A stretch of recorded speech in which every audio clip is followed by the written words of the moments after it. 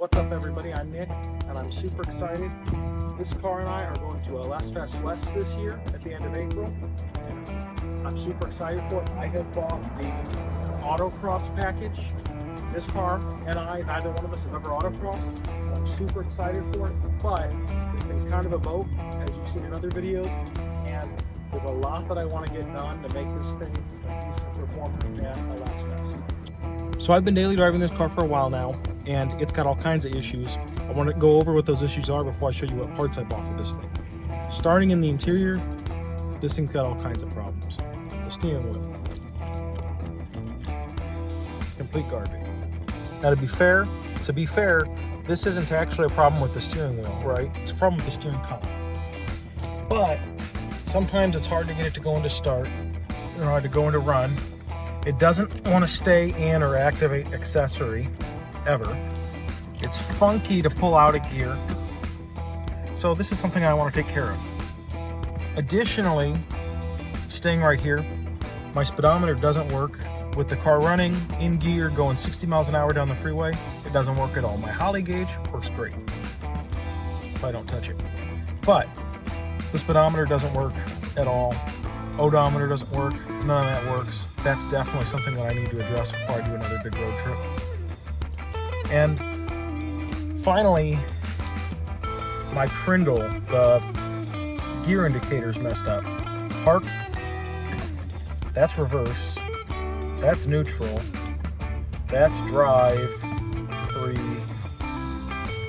2, and we don't really ever get to 1. So I want to work on that. Let's check out the weather stripping on the front doors here. It's basically non-existent.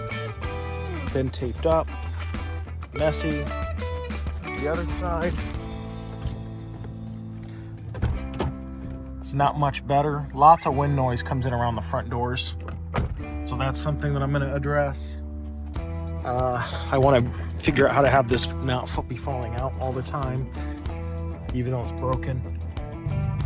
Finally, there's the issue of steering feel, right? So try to put the camera where you guys can see what I'm talking about well. So obviously the car's running now. Pretty happy, healthy. But steering feel is kind of a problem. You can turn the wheels, they're on the ground, you can turn them with your pinky, right? I'm not saying it's the easiest thing to do with your pinky, but it's doable. There is basically no feeling in the steering here.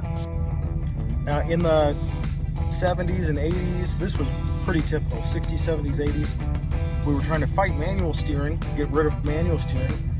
Let's just go all the way. That's what GM, that's what Ford, that's what almost all of the old school car manufacturers did for a few decades. The problem with that is you can't feel anything when you're going around the corner.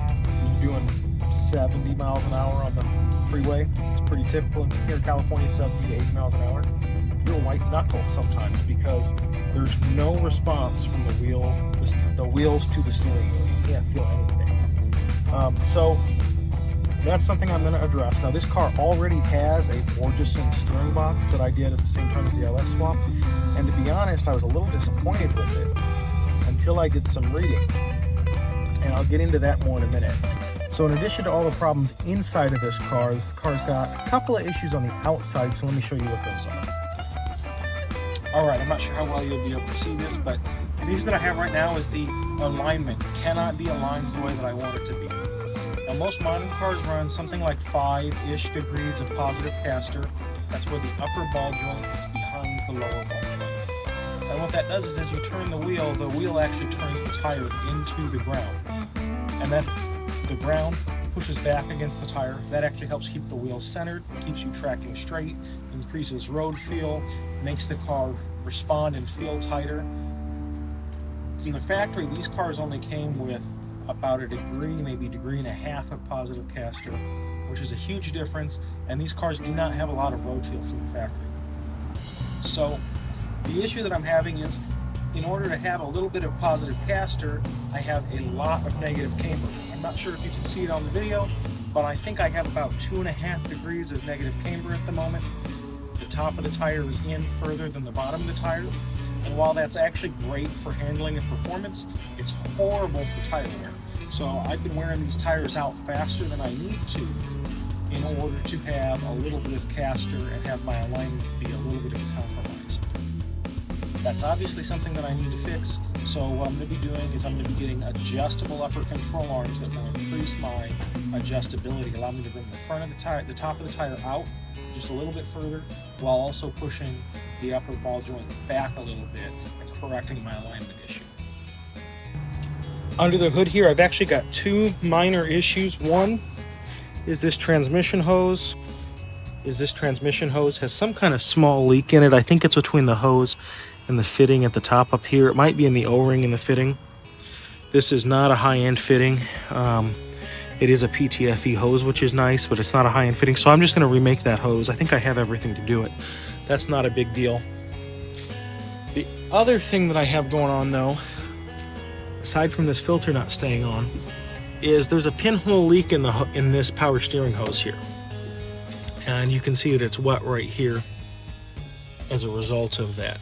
And the other thing is, this hose is kind of short. I'd like to see if I can find a longer hose. I actually did find a longer hose. Not have this be quite so short.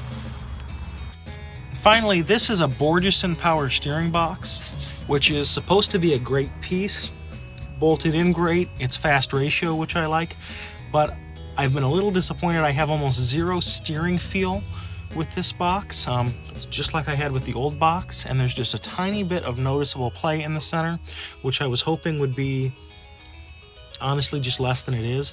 So from what I've read, this box actually needs a limited flow rate between 2 and 2.5 gallons per minute. And so I've got an adapter fitting that actually goes on the back of the pump where this hose goes into the pump. And that fitting is going to be a flow restrictor. It's going to bring us down to about 2 gallons per minute.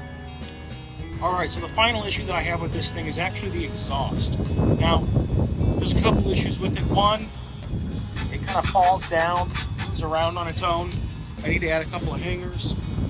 It's a little on the loud side for me. It always has been since I had the car running. It's developed a couple of exhaust leaks, and overall I'm just not super happy with it. So I'm going to be addressing that, making some upgrades, and just overall this is going to be a lot better than it is now before we get to LS Fest. I'm going to start it, rev it a little bit so you can hear it now.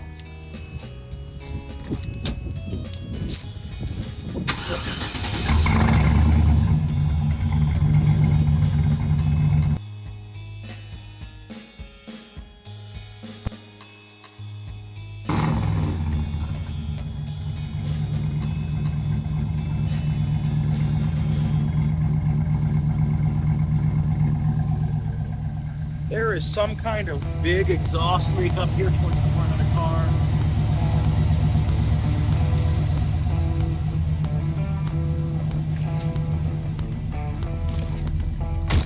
And while I suspect the weather stripping will help with it some, on the street this thing's actually kind of noisy inside.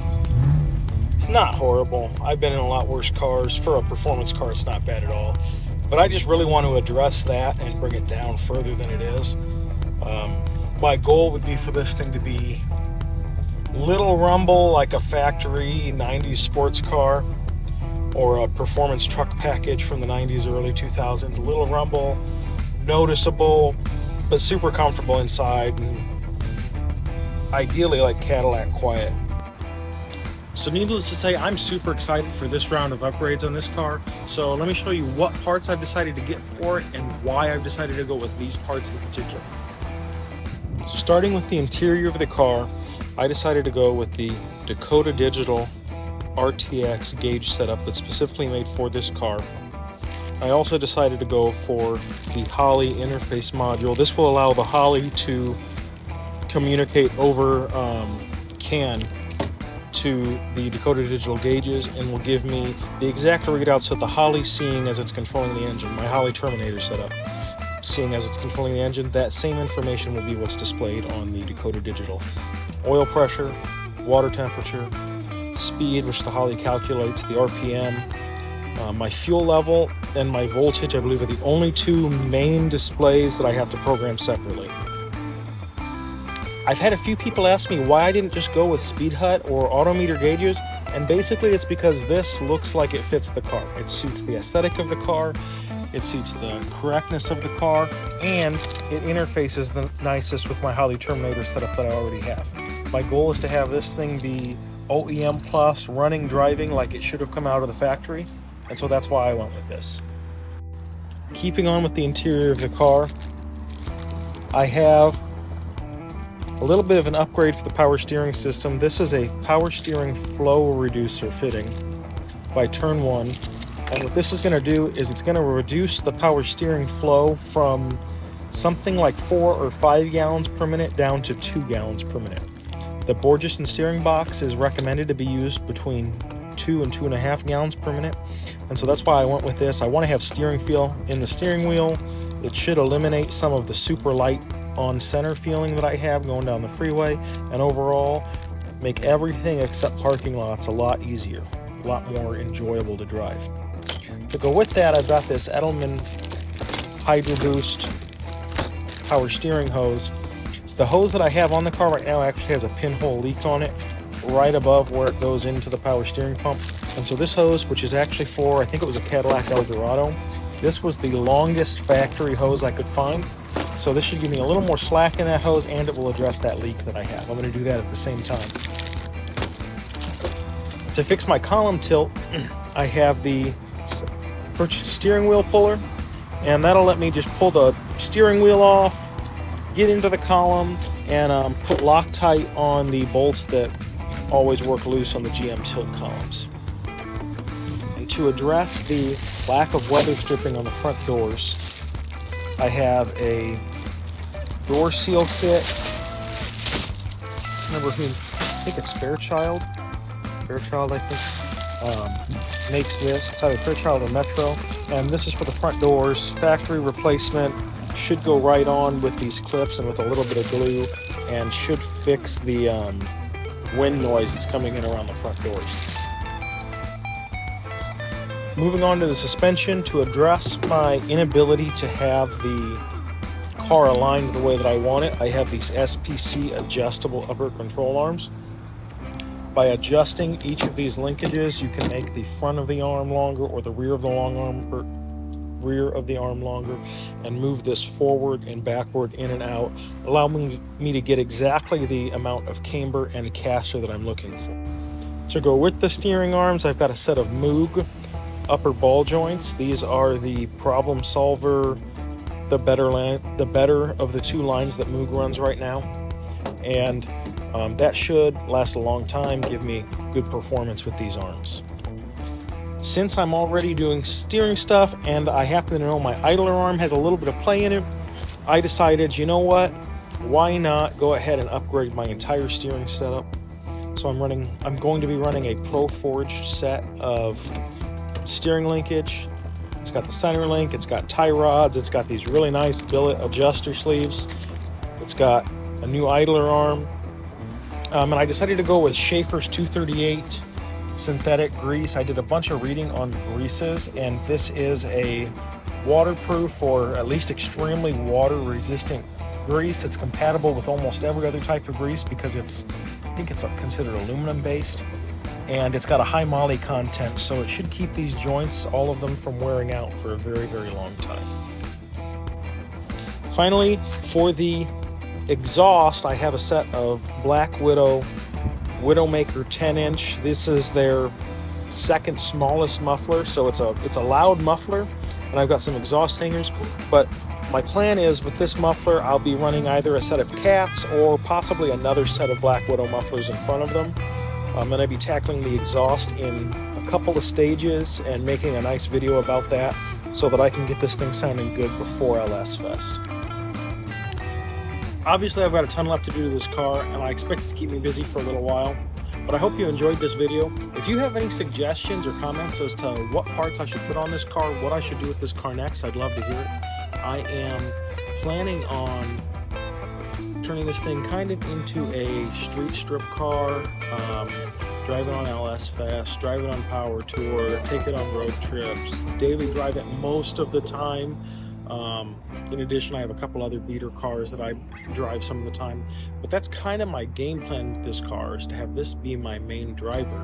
And I'd love to know what you think I could do better with this car, or how you think I could better fulfill that goal with this car. Obviously, autocross isn't really in line with that goal, but one of the things that I want to do is just have this car be a good all-around handler. Fast in a straight line on the drag strip, fun to drive on the street, good to take on road trips, mountain cruises, things like that. That's kind of the vibe that I'm getting at. If you enjoyed this video, be sure to follow me. I've also got, you can follow me at LugnutLang on Instagram, TikTok, Facebook, here on YouTube. I appreciate your watching. Hope to see you here next time. Thanks.